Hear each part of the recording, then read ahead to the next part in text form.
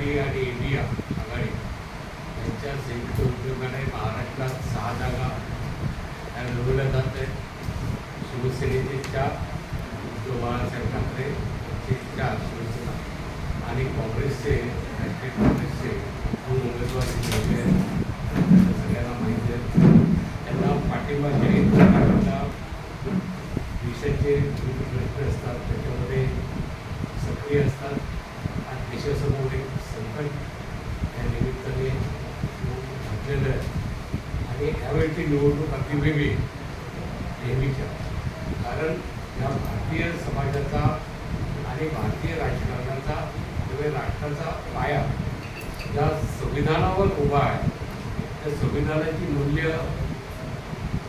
त्याचा नाश करणं, तो पाया गिळीत करणं अशी कामं मोदी सरकारकडून आणि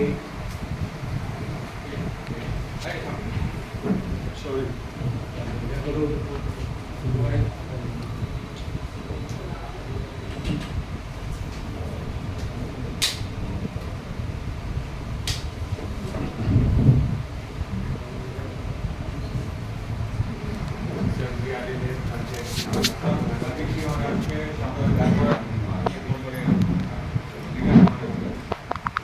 संविधानाची जी मूल्य आहे त्याच्या पायावर राष्ट्र उभारले.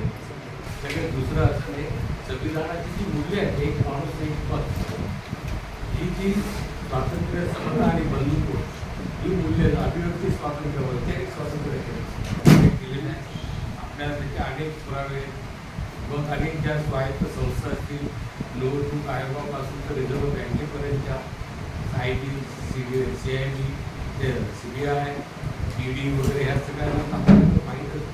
ही सगळे रचून माणसांना इथल्या गरिबाने पुन्हा एक वेपर स्टेट नावाची जी कल्पना होती किंवा संघराज्य ही कल्पना त्यांना मान्य नाही, कारण वेपर स्टेट ही कल्पना मान्य नाही. म्हणजे एकूणच संविधानामध्ये जी मूल्य होती मानवतावादी आणि ज्या पावती अशा वेळी लोक होत आहेत आणि संविधान ही मूल्य वाचवायची असेल, राष्ट्र उभा घेईल. कारण हा प्रश्न केवळ आरक्षणाची संविधानाचा हा आपल्या डोक्यातला काढून टाका, केवळ दलितांचा किंवा आरक्षणापुरता मर्यादित नाही. संविधानाने आपल्याला भारतीयत्व दिलेलं आहे सगळ्यांना, आणि देश, विविध प्रांताचे, विविध भाषाचे लोक आपण एकत्र बांधलेले आहेत. संविधान धोका झाले आणि अशा वेळी आपण एक भारतीय नागरिक म्हणून आपलं भारतीयत्व टिकवण्यासाठी सगळ्यांनी जागरूक होणं आवश्यक आहे. पण संघटना या सगळ्या एकत्र होऊन आणि सिटिझन फोरम म्हणजे सिव्हिल सोसायटी ज्या ज्या संघटना असतील त्या संघटनांनी मुंबईतल्या विशेषतः 6 जागेवर महाविकास आघाडीच्या याला पाठिंबा ठरवलेलं आहे. आपण देखील पत्रकारांना देखील आपल्याला माहीत आहे पत्रकारांचं हे स्वातंत्र्य, मीडिया ज्या पद्धतीने आज हे जे वागतंय आणि सबंध मीडियावर देखील एक बंधनं होतात, की मला वाटतं भारतीय स्वातंत्र्याला मला पुन्हा सांगतो की संविधानामुळे आपल्याला जे भारतीयत्व मिळालेले आहे ते धोक्यात आहे, हे झालं. आणि भारतीयत्व समजलं की देशात पण जाती, धर्म, प्रांताच्या नावाने जे अराजक पाडे, अशांतता मांडे, धर्मात वंशवाद, धर्मवाद ह्या प्रवृत्ती ढोकळल्या जातील. As a democratic country where there is a lot of diversity and diversity is conserved and preserved, where the social fabric, 6,436 different communities as counted by People of India project by Government of India. विरोधात जनतेमध्ये जागृती मोहीम चालू केली आणि आजची सुद्धा ही पत्रकार परिषद त्याचाच भाग. मी विशेष करून समाजातल्या सगळ्यात तळातल्या वर्गामध्ये, पर्टिक्युलर दलित वर्गाबद्दल, आंबेडकरवादी वर्गाबद्दल म्हणून एक पर्याय केला आहे आणि त्याच्यात आम्ही एक संविधान वाचवण्यासाठीचा एक मोहीम आम्ही सुरू केली. आज़ादी के बाद आज तक हमने देखा कि हमारी सरकारें माँ बाप सरकार हो गई, माँ बाप की तरह हमको संभालती थी, हमारे लिए काम करती थी। पिछले 8 सालों में ये पहली दफ़ा हुआ है आज़ादी के बाद 10 सालों में कि जो हुकुम सरकार आई, मोदी के सामने सब खड़े रह के जो हुकुम सरकार करती है, वो राजा नहीं है लेकिन राजा की तरह ये हमारा पैसा खर्च करता है, हमारे टैक्स का पैसा खर्च करता है, लेकिन जिन अफसरों को, जिन पुलिस वालों को, पुलिसकर्मियों को और सरकारी मुलाजिमों को पगार देता है, उनको ऐसे दिखाता है जैसे वो उनका मालिक हो और जी मालिक करके वो नौकरी करते हैं। ये लोकशाही के लिए सबसे बड़ा खतरा है कि जब सरकार किसी की प्राइवेट प्रॉपर्टी की तरह चलाई जाए तो ये समझ लेना चाहिए कि लोकशाही खत्म हो गई, लोकतंत्र खत्म हो गया उस मुल्क में। और ये सबसे बड़ी चिंता है। संविधान तो बदलेगा क्योंकि उन्होंने कहा है कि उनको 400 पार करवा दो, ये संविधान दूसरे दिन बदल देंगे। उन्हीं के लोगों ने कहा, मैं नहीं कह रहा, मुझे उनके मुंह में शब्द डालने की जरूरत नहीं है। लेकिन इसके साथ साथ इस मुल्क की जो कार्य प्रणाली है उसको इस कदर वो लोग खत्म कर देने वाले हैं कि बाद में शायद जो अल्बर्ट आइंस्टाइन ने बापू के बारे में कहा था कि आने वाली पीढ़ियां काश ऐसा भरोसा भी रखे कि इस भारत में कभी लोकतंत्र जैसी कोई चीज़ रही थी। इस कद तक वो लोग इसको बदलने वाले हैं, ये भरोसा रखिए आप। और इसलिए नागरिकों को, जो हम इंटेलेक्चुअल लोग अपने आप को तटस्थ रखने में बहुत अपना स्टेटस मानते थे आज तक, हम हमेशा ये समझते थे कि तटस्थ रहना यानी हमारे लिए सबसे बड़ा धर्म है, और हम तटस्थ ही रहे, इतने तटस्थ रहे कि अब हमारे कोई मतलब ही नहीं रहा। इस बार ये पता चल रहा है कि इस बार हम तटस्थ नहीं रह सकते। हमने कोई कांग्रेस के साथ हाथ नहीं मिलाए, हमने शिवसेना के साथ हाथ नहीं मिलाए, हमने राष्ट्रवादी के साथ हाथ नहीं मिलाए, हमने हमारे राष्ट्र को गले से लगा। और उसके लिए हमें अगर पॉलिटिकल पार्टीज के साथ काम करना पड़े तो ये कबूल किया है, क्योंकि हमें हमारे राष्ट्र को बचाना है और कोई हमारा एजेंडा नहीं है। अगर कल उठ के इंडिया अलायंस की सरकार आई और अगर उन्होंने जनता के विरोध काम किया तो हम सबसे पहले रहेंगे जो रास्ते पे उतर के उनका कान पकड़ेंगे और कहेंगे कि हमने इसलिए तुम्हारा सरकार नहीं किया, क्योंकि हमारे लिए देश प्रेम से बड़ा कोई और मसला नहीं है। और इसीलिए हम लोग आज उतरे। बम्बई की बात करें, स्थानीय मुद्दों की बात करें तो बम्बई की जो दशा करके रखी है, जो इंफ्रास्ट्रक्चर प्रोजेक्ट्स डिले होते हैं, आज तक हमने जिस शहर में IIT और VJTI जैसी शैक्षणिक संस्थाएं, तकनीकी संस्थाएं हैं, उस शहर में इंजीनियर ब्रिज नहीं बना सकता तो एक दूसरे के साथ मैच। और आखिर के दिन जब इनॉग्रेशन को जाते तो पता चलता है कि एक चाइना जा रहा है और दूसरा इंग्लैंड जा रहा है। हंसने की बात नहीं है। लापरवाही देखिए कितनी है कि दिन भर वहाँ खड़े रह के काम करने वाले लोगों को पड़ी नहीं है कि हम गलत कर रहे हैं। और अब जाके जब 20 तारीख को बम्बई में चुनाव हो रहा है तो मुंबई करके नाते हम मुंबईकरों से ये अपील कर रहे हैं कि मुल्क और संविधान को बचाने के लिए स्थानिक मुद्दों के ऊपर नजर रखकर और संविधान के को अपना धर्म ग्रंथ मानकर ये प्रण ले कि इन गद्दारों की सरकार को हमारा है। इनके लिए और कोई शब्द इस्तेमाल नहीं किया जाता। ये गद्दारों की सरकार है, उनको गद्दार ही कहना चाहिए। हमने बहुत वक्त तक सुशील भाषा का प्रयोग किया, पर पिछले 10 साल में प्रधानमंत्री और अब उनके गृह मंत्री कितनी गलिच भाषा का प्रयोग करते हैं। उनका उदाहरण अगर देने निकले तो इरफान भाई ने जो किताब लिखाई उससे 10 गुनी ज़्यादा बड़ी किताब छपते हैं। पिछले 1 साल में महाराष्ट्र, जिसको पुरोगामी महाराष्ट्र कहते कहते हमारी छाती गर्व से फूली नहीं समाती थी। उसकी पब्लिक लाइफ में कितना बड़ा करप्शन आया है वो आप सब जानते हैं।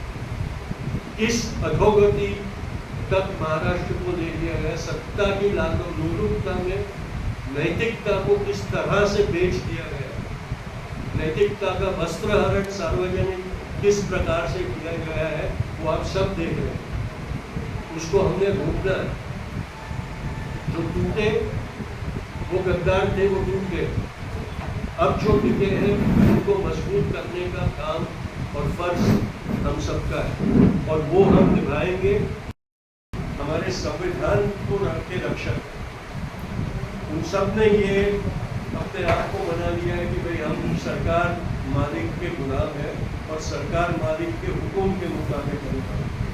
ये बहुत गलत एक आचरण की नीति इस सरकार ने हमारे लोगों को आदत डाली। तो जिस तरीके से यूपीए के गवर्नमेंट को आपने सपोर्ट किया हुआ है इस इलेक्शन में मुंबई बेस में, तो आने वाले चुनाव को मद्देनजर रखते हुए इस चुनाव प्रचार में आप एमवीए के नेताओं के साथ प्रचार करोगे या आपका अलग प्रचार रहेगा? अगर एमडीए के मंच पर से भी जाना पड़े तो हम वहाँ भी जीतेंगे, क्योंकि इस बार हमने कहा, मैंने को कहा कि हमारी जो तटस्थता का वो हमने धर्म मान लिया था, वो तटस्थता हम नहीं रखने वाले। हम एमडीए के साथ चलेंगे।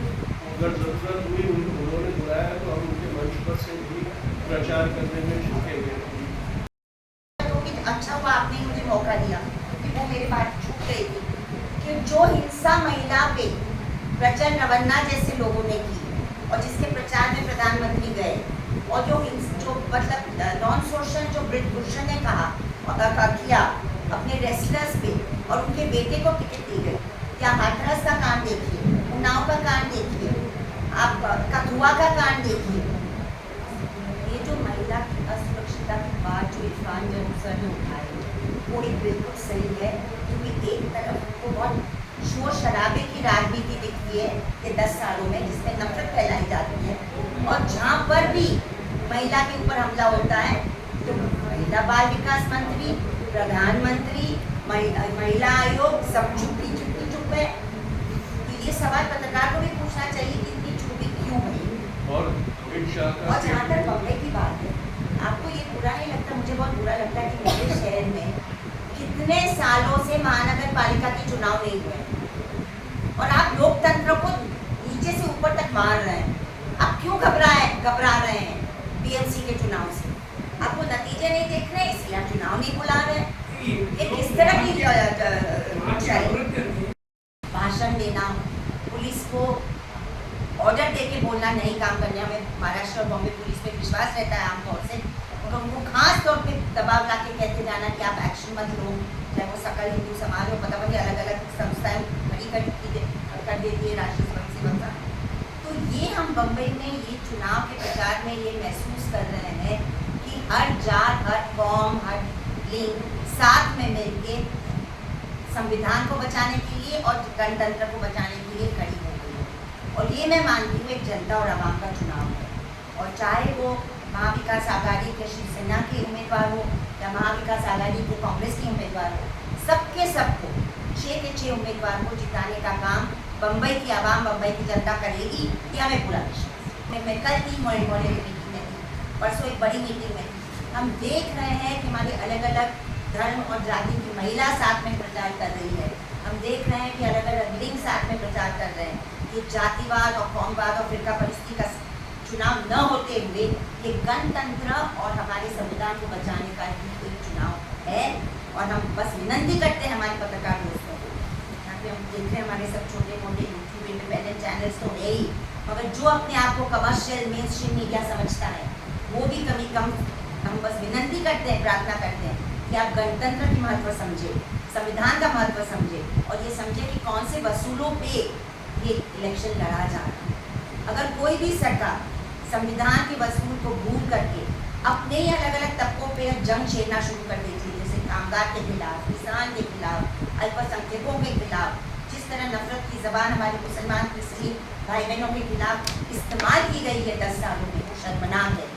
जिस तरह हमारे कामगारों को लेकर 4 लेबर कोड पारित किए गए हैं, वो भी लॉकडाउन के बीच में, बिना कोई बहस 150 साल के कानून को आप खत्म कर रहे हैं। किसान के कानून और 1 तारीख पे हम लोग यहाँ पर जमा हुए हैं और ये आज 7 मई को तीसरा मतदान 94 सीटों पे हो रहा है देश भर में।